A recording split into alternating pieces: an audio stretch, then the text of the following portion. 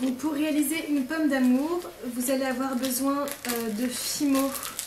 Moi j'utilise la Fimo Soft numéro 26.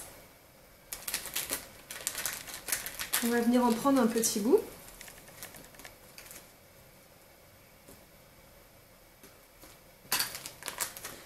Et on va venir malaxer ce morceau pour en former une boule. Alors le but maintenant c'est de donner à cette boule la forme d'une pomme d'amour. Donc pour cela on va venir pincer d'un côté seulement de la pâte pour former un petit cône. Grossièrement ça donne quelque chose comme ça. On vient aplatir.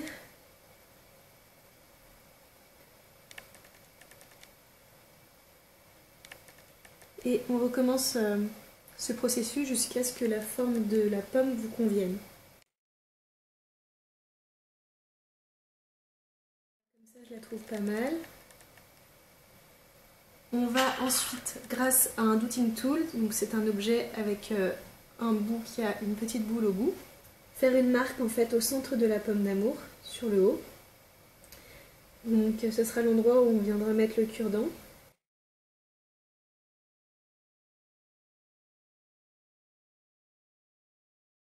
Je vais utiliser un embout un peu plus gros pour marquer vraiment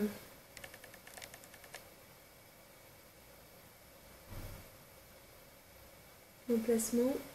Et ça me permet aussi de marquer la forme de la pomme qui est creuse au niveau de la tige. Voilà, donc je retire un peu les empreintes.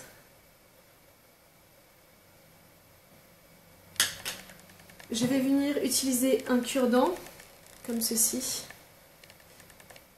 pour faire le bâton de la pomme d'amour. Et pour que ça adhère bien, donc déjà, avant tout, je vais former le trou.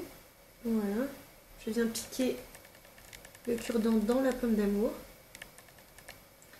Je peux remodeler, si besoin, la pomme autour du cure-dent, comme ceci.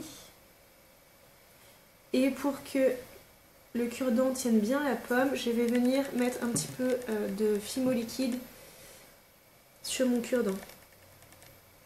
Ça va faire un effet colle en fait, une fois que la Fimo sera cuite. Donc là, donc je mets la Fimo dans le trou. Et je viens rentrer le bâton dedans. Je retire les bulles d'air. Voilà.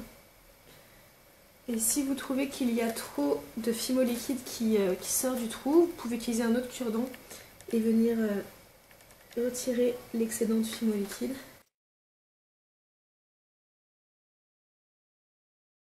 Donc à cette étape, soit vous avez comme attache un clou à œil, soit vous avez, je sais pas comment ça s'appelle, c'est normalement un fermoir pour cordon.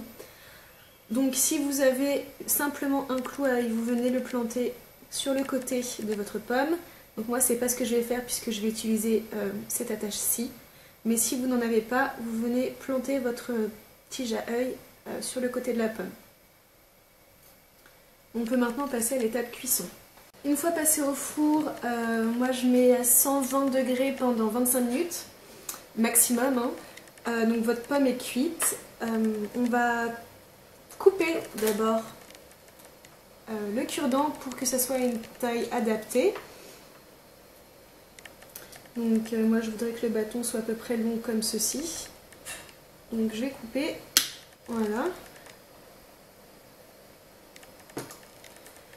Ensuite je vais accrocher cet embout sur ma pomme d'amour. Donc pour cela, je vais mettre de la super glue sur le bout de mon cure-dent.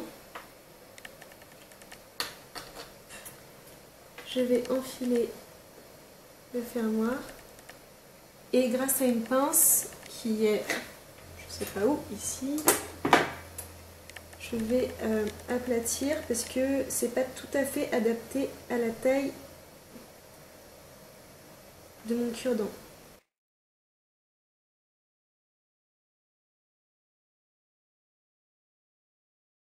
passe le dernier anneau, comme ceci. Donc ça vous donne quelque chose comme ça. Donc, comme vous pouvez le voir, j'ai serré autour de mon cure-dent mon ressort. On va repasser un petit coup pour être sûr.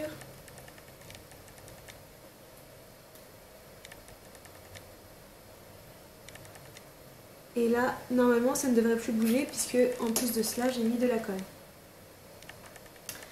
Donc, pour lui donner son aspect un petit peu brillant et sucré qu'a toute pomme d'amour, je vais utiliser de la peinture pour vitrail.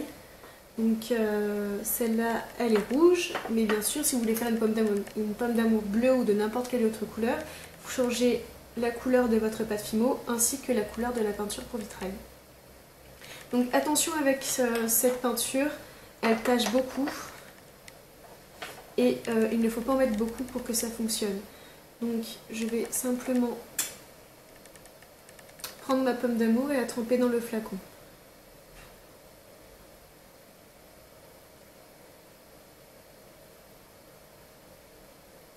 Comme ceci.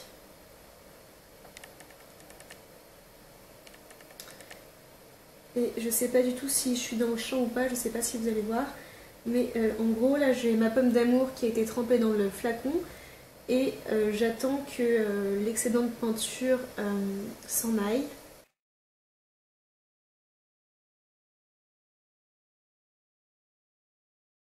Une fois la pomme passée sur le vitrail, vous voyez que ça colle encore. Laissez bien sécher, donc là, ça fait 1 heure à peu près que je l'ai trempée dans la peinture. Vous allez vite vous rendre compte que c'est une texture, si vous touchez, qui accroche beaucoup, donc qui va prendre la poussière tout de suite très très vite. Donc je vous conseille déjà de poser votre pomme d'amour sur un support type papier sulfurisé, ça accrochera beaucoup moins. Et une fois que c'est à peu près sec, de passer directement une couche de vernis. Donc moi j'utilise le vernis Fimo et je vais tout de suite commencer par vernir le dessous. Donc en passant simplement mon vernis sur la surface du dessous. Et je vais attendre que le dessous soit sec pour pouvoir passer une couche de vernis sur la totalité de la pomme d'amour.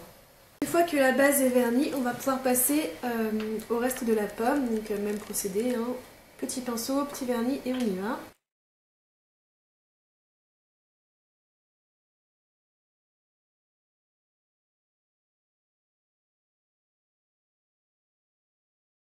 Donc je pense que là elle est bien vernie. On va attendre que ça sèche.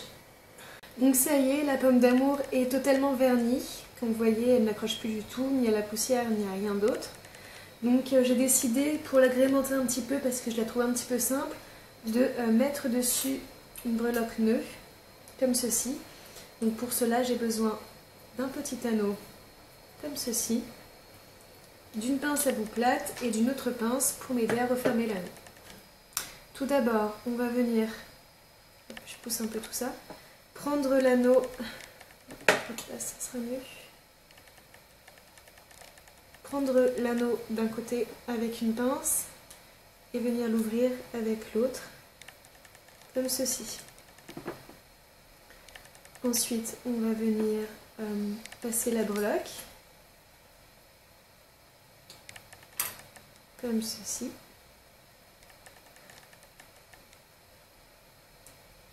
Puis passer la pomme d'amour.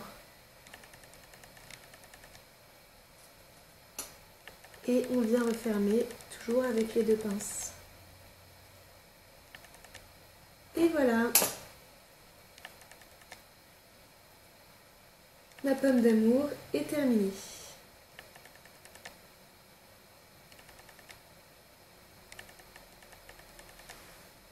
J'espère que ce tuto vous a plu et je vous retrouve très vite pour de nouveaux tutoriels. Salut!